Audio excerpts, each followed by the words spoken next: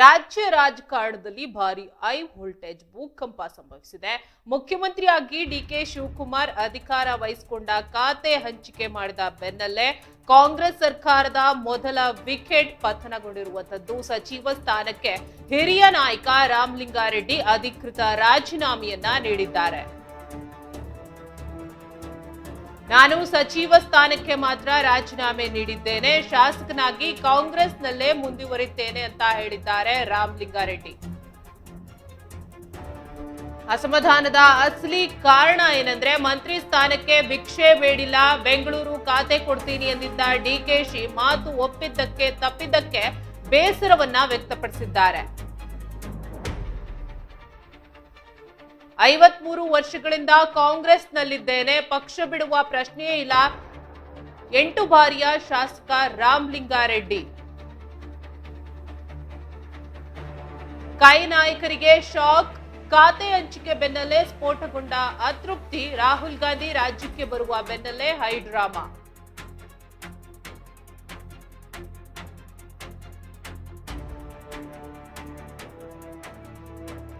CM DKShi ಸಂಪುಟದ ಮೊದಲ wicket ಪತನಗೊಂಡಿರುವಂತದ್ದು. ಸಚಿವ ಸ್ಥಾನಕ್ಕೆ ಹಿರಿಯ ನಾಯಕ ರಾಮಲಿಂಗಾರೆಡ್ಡಿ ಅಧಿಕೃತ ರಾಜೀನಾಮೆಯನ್ನ ನೀಡಿದ್ದಾರೆ. ನಾನು ಸಚಿವ ಸ್ಥಾನಕ್ಕೆ ಮಾತ್ರ ರಾಜೀನಾಮೆಯನ್ನ ನೀಡಿದ್ದೇನೆ, ಶಾಸಕನಾಗಿ ಕಾಂಗ್ರೆಸ್ನಲ್ಲೇ ಮುಂದುವರಿಯುತ್ತೇನೆ ಅಂತ ಹೇಳಿದ್ದಾರೆ.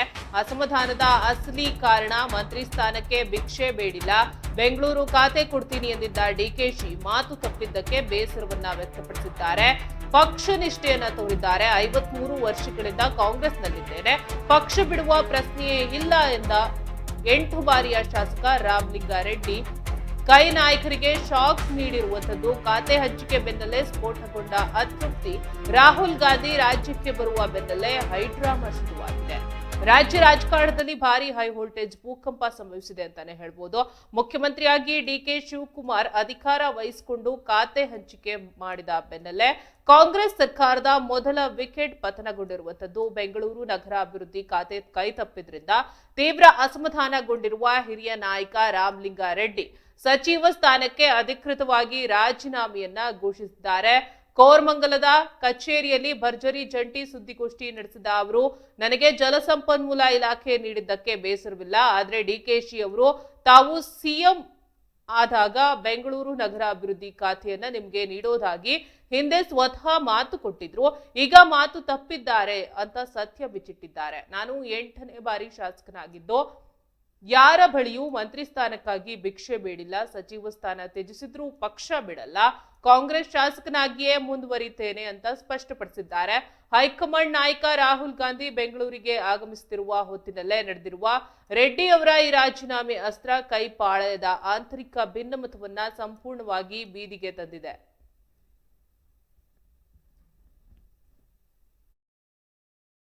ನಾನು ರಾಮಲಿಂಗಾರೆಡ್ಡಿ ಎಂಬ ಹೆಸರಿನ ನಾನು ಕಾನೂನಿನ ಮೂಲಕ ಸ್ಥಾಪಿತವಾದ ಭಾರತದ ಸಂವಿಧಾನದ ವಿಷಯದಲ್ಲಿ ನಿಜವಾದ ಶ್ರದ್ಧೆ ಮತ್ತು ನಿಷ್ಠೆಯನ್ನು ಹೊಂದಿರುತ್ತೇನೆಂದು ನಾನು ಭಾರತದ ಸಾರ್ವಭೌಮತ್ವವನ್ನು ಮತ್ತು ಅಖಂಡತೆಯನ್ನು ಎತ್ತಿ ಹಿಡಿಯುತ್ತೇನೆಂದು ಮತ್ತು ಕರ್ನಾಟಕ ರಾಜ್ಯದ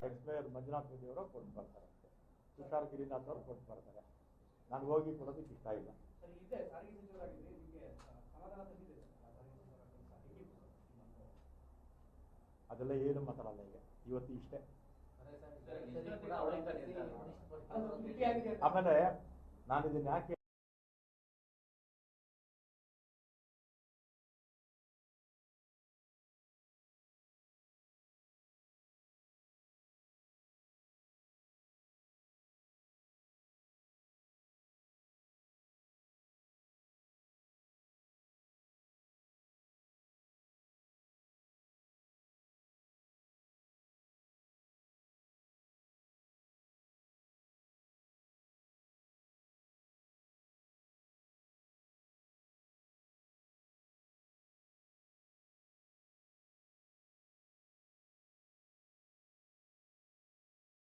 ನಾನು ರಾಮಲಿಂಗಾರೆಡ್ಡಿ ಎಂಬ ಹೆಸರಿನ ನಾನು ಕಾನೂನಿನ ಮೂಲಕ ಸ್ಥಾಪಿತವಾದ ಭಾರತದ ಈ ಬಗ್ಗೆ ಮತ್ತಷ್ಟು ಮಾಹಿತಿ ನೀಡಲು ನ್ಯೂಸ್ ಡೆಸ್ಕ್ ಇಂದ ಮನೋಜ್ ದೂರವಾಣಿ ಸಂಪರ್ಕದಲ್ಲಿದ್ದಾರೆ.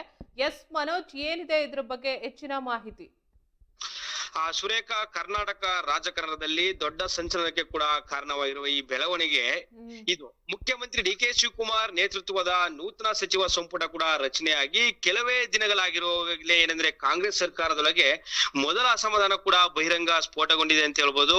ಹಿರಿಯ ಕಾಂಗ್ರೆಸ್ ನಾಯಕ ಕೂಡ ಅಂದ್ರೆ 8 ಬಾರಿ ಶಾಸಕರಾಗಿ ಆಯ್ಕೆಯಾಗಿರುವ ರಾಮಲಿಂಗಾರೆಡ್ಡಿ ಅವರು ಕೂಡ ಏನಂದ್ರೆ ಸಚಿವ ಸ್ಥಾನಕ್ಕೆ ರಾಜೀನಾಮೆ ಘೋಷಿಸುವ ಮೂಲಕ ಕೂಡ ರಾಜಕೀಯ ವಲಯದಲ್ಲಿ ಕೂಡ ಅಂದ್ರೆ ಭಾರಿ ಚರ್ಚೆಗೆ ಕೂಡ ಕಾರಣವಾಗಿದೆ ಅಂತ ಹೇಳ್ಬೋದು. ರಾಮಲಿಂಗಾರೆಡ್ಡಿ ಕೂಡ ಅವರು ಸ್ಪಷ್ಟವಾಗಿ ಹೇಳಿರುವುದೇನೆಂದ್ರೆ, ತಾವು ಸಚಿವ ಸ್ಥಾನಕ್ಕೆ ಮಾತ್ರ ರಾಜೀನಾಮೆಯನ್ನ ನೀಡಿದ್ದು, ಕಾಂಗ್ರೆಸ್ ಪಕ್ಷವನ್ನ ತೊರೆಯುವ ಯಾವುದೇ ಕೂಡ ಉದ್ದೇಶ ನನಗೆ ಇಲ್ಲ.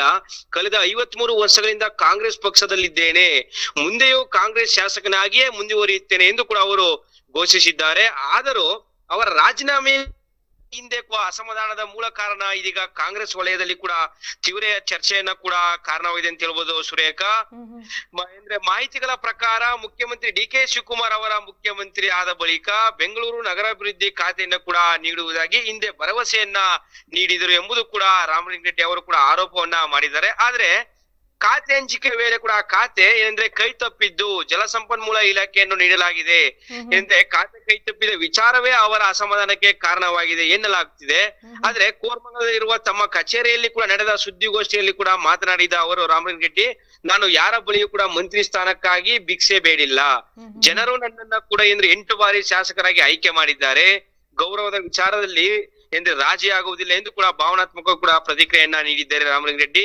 ಈ ಹೇಳಿಕೆ ಕಾಂಗ್ರೆಸ್ ಸರ್ಕಾರದ ಒಳಗಿನ ಕೂಡ ಅಸಮಾಧಾನವನ್ನ ತೀವ್ರತೆಯನ್ನ ಕೂಡ ಎತ್ತಿ ತೋರಿಸ್ತಾರೆ ಅಂತ ಹೇಳ್ಬೋದು. ಸುರೇಖ, ವಿಶೇಷವೆಂದರೆ ಕಾಂಗ್ರೆಸ್ ಹೈಕಮಾಂಡ್ ನಾಯಕ ರಾಹುಲ್ ಗಾಂಧಿ ಭೇಟಿ ನೀಡುತ್ತಾರೆ ಸಂದರ್ಭದಲ್ಲಿ ಈ ರಾಜೀನಾಮೆ ನಡೆದಿರುವುದು ಕೂಡ ರಾಜಕೀಯ ಮಹತ್ವವನ್ನ ಪಡೆದುಕೊಂಡಿದೆ ಅಂತ ಹೇಳ್ಬೋದು. ಸಾಮಾನ್ಯವಾಗಿ ಇಂತಹ ಸಂದರ್ಭಗಳಲ್ಲಿ ಪಕ್ಷದ ಒಳಗಿನ ಕೂಡ ಭಿನ್ನಾಭಿಪ್ರಾಯವನ್ನು ಕೂಡ ಮುಚ್ಚಿಡಲು ಕೂಡ ನಾಯಕರು ಪ್ರಯತ್ನಿಸುತ್ತಿದ್ದಾರೆ. ಆದ್ರೆ ರಾಹುಲ್ ಗಾಂಧಿ ಭೇಟಿ ಮುನ್ನ ಕೂಡ ಈ ಬೆಳವಣಿಗೆ ನಡೆದಿರುವುದು ಕಾಂಗ್ರೆಸ್ ನಾಯಕರಿಗೆ ಏನಾದ್ರು ಮುಜುಗರ ಉಂಟು ಮಾಡಿದೆ. ಇನ್ನೊಂದೆಡೆ ರಾಮಲಿಂಗಾರೆಡ್ಡಿ ಅವರ ಕೂಡ ಬೆಂಬಲಿಗರು ಮತ್ತು ಕೆಲವು ಕಾಂಗ್ರೆಸ್ ಕಾರ್ಯಕರ್ತರು ಕೂಡ ಈ ವಿಚಾರದಲ್ಲಿ ಅಸಮಾಧಾನವನ್ನ ವ್ಯಕ್ತಪಡಿಸಿದ್ದಾರೆ ಅಂತ ಹೇಳ್ಬೋದು.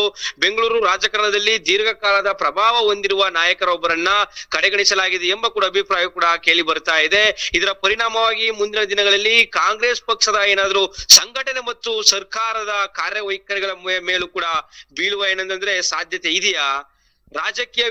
ರಾಜಕೀಯದಲ್ಲಿ ಸಚಿವ ಸಂಪುಟ ರಚನೆಯ ನಂತರ ಕೂಡ ಉಂಟಾಗುವ ಅತೃಪ್ತಿಗಳು ಕೂಡ ಸಾಮಾನ್ಯವಾದರೂ ಸರ್ಕಾರ ಅಧಿಕಾರಕ್ಕೆ ಬಂದ ಕೆಲವೇ ದಿನಗಳಲ್ಲಿ ಹಿರಿಯ ನಾಯಕರೊಬ್ಬರು ಸಚಿವ ಸ್ಥಾನ ತ್ಯಜಿಸುವುದು ಗಂಭೀರ ಸಂದೇಶವನ್ನ ಕೂಡ ರವಾನಿಸ್ತಾ ಇದೆ ಅಂತ ಹೇಳ್ಬೋದು. ಸುರೇಖ, ಇದು ಕೇವಲ ಖಾತೆ ಹಂಚಿಕೆಯ ಅಸಮಾಧಾನವೇ ಅಥವಾ ಕಾಂಗ್ರೆಸ್ ಒಳಗಿನ ಶಕ್ತಿ ಕೇಂದ್ರಗಳ ನಡುವೆ ಸಂಘರ್ಷದ ಆರಂಭವೇ ಎಂಬ ಕೂಡ ಪ್ರಶ್ನೆ ಈಗ ಉದ್ಭವಿಸ್ತಿದೆ ಅಂತ ಹೇಳ್ಬೋದು. ಸುರೇಖ, ಒಟ್ಟಾರೆ ಡಿ.ಕೆ. ಶಿವಕುಮಾರ್ ಸರ್ಕಾರದ ಮೊದಲ ದೊಡ್ಡ ರಾಜಕೀಯ ಸವಾಲಾಗಿ ರಾಮಲಿಂಗಾರೆಡ್ಡಿ ರಾಜೀನಾಮೆ ಪ್ರಕಾರ ಕೂಡ ಪರಿಶ್ರಮಿಸಿದ್ದು, ಹೈಕಮಾಂಡ್ ಈ ಬಿಕ್ಕಟ್ಟನ್ನು ಕೂಡ ಹೇಗೆ ನಿಭಾಯಿಸುತ್ತೆ ಎಂಬುದು ಕೂಡ ಮೇಲೆ ಮುಂದಿನ ರಾಜಕೀಯ ಬೆಳವಣಿಗೆ ಕೂಡ ಅವಲಂಬಿತವಾಗಿದೆ ಅಂತ ಹೇಳ್ಬೋದು. ಸುರೇಖ, ಕಾಂಗ್ರೆಸ್ ಪಕ್ಷದೊಳಗಿನ ಕೂಡ ಅಸಮಾಧಾನವನ್ನ ಶಮನಗೊಳಿಸಲು ನಾಯಕತ್ವ ಯಾವ ಕ್ರಮ ಕೈಗೊಳ್ಳುತ್ತೆ ಎಂಬುದು ಕೂಡ ಈಗ ರಾಜ್ಯ ರಾಜಕಾರಣದಲ್ಲಿ ಕುತೂಹಲವನ್ನು ಕೂಡ ಕೇಂದ್ರ ಬಿಂದುವಾಗಿದೆ ಅಂತ ಹೇಳ್ಬೋದು.